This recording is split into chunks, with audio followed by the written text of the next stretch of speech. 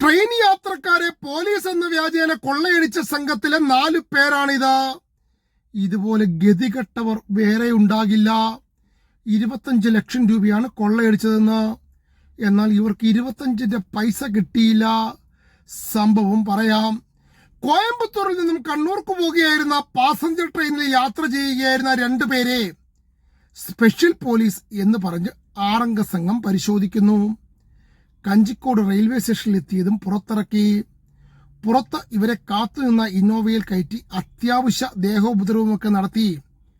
വാളയാറിന് സമീപം ദേശീയപാതയിൽ 2 പേരെയും ഇറക്കി വിട്ടു. കയ്യിലുണ്ടായിരുന്ന 25 ലക്ഷം രൂപയും കവർന്നു. ആ കവർന്ന കേസിലെ പ്രതികളാണ് ഇവർ. സംഭവത്തിന് ശേഷം ഇവർ പാലക്കാട് മെഡിക്കൽ കോളേജിനകത്ത് കാർ ഉപേക്ഷിച്ച് ഓട്ടോറിക്ഷ വിളിച്ച് മുണ്ടൂരിലെത്തി. 25 ലക്ഷം രൂപ വീതിക്കണമല്ലോ. അപ്പോൾ പ്രധാന സൂത്രധാരൻ പറഞ്ഞു, പോലീസ് ഉണ്ടെന്ന് തോന്നുന്നു, നിങ്ങൾ പൊയ്ക്കൊള്ളൂ എന്ന് പറഞ്ഞു. എന്തായാലും വരുന്ന വഴി ഷെയറിട്ട് ബിവറേജിൽ കയറി ഒരു ഫുള്ളൊക്കെ എടുത്തു.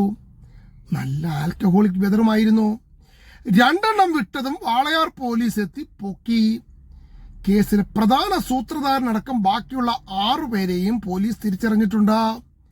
ഈ പാവങ്ങളുടെ കാര്യം ആലോചിക്കുമ്പോഴാണ് സങ്കടം. കേസിൽ പ്രതിയുമായി ഒന്നും കിട്ടിയതുമില്ല.